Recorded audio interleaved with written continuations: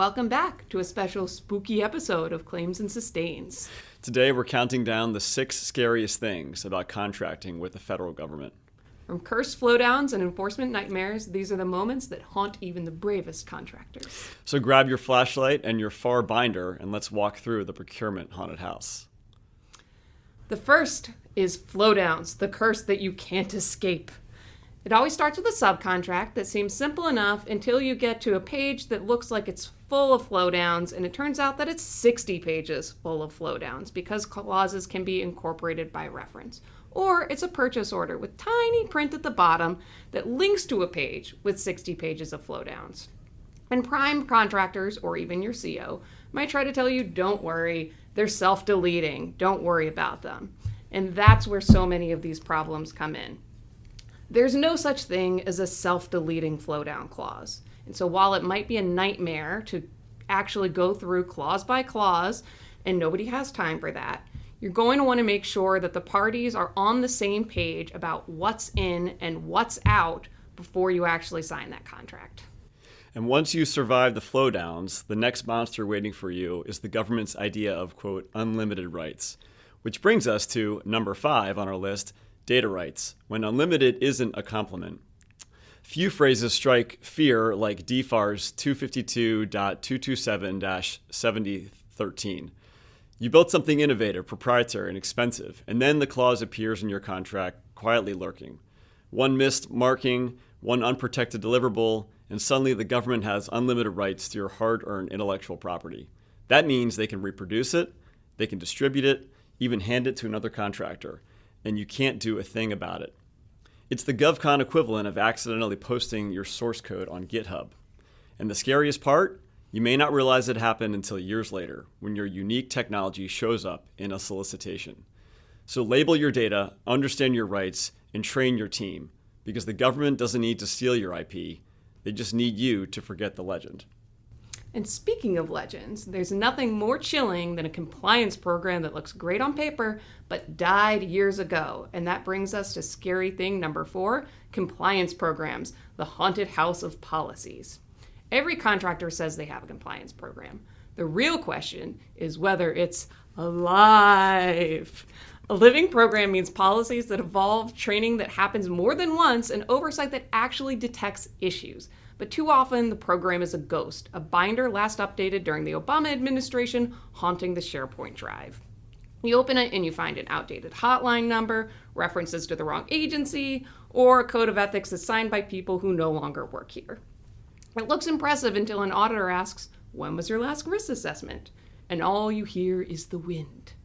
A stale compliance program isn't a shield, it's a trapdoor. The only thing worse than not having one is pretending yours still works. And just in case you need a little help with your compliance program, it's hard with my claws.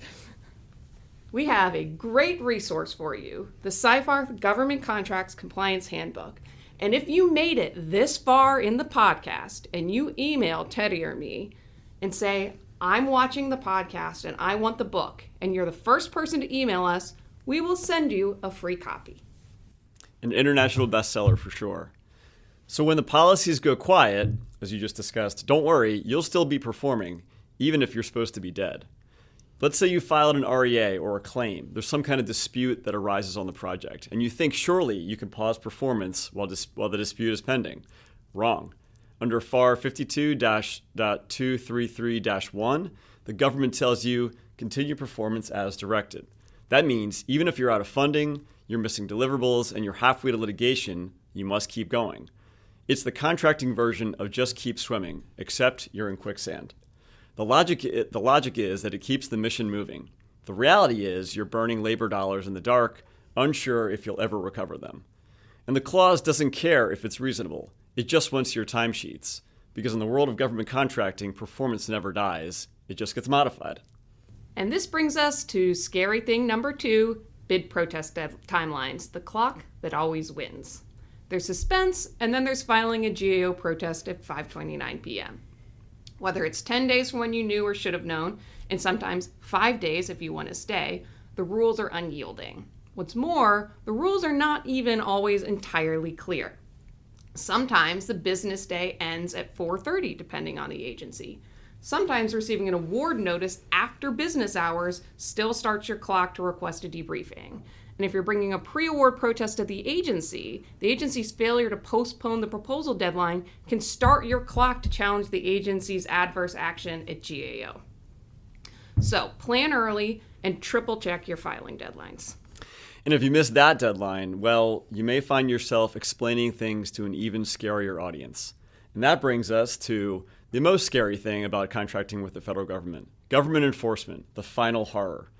This is where all the ghosts come back. It starts with an email from the Inspector General, maybe a routine audit.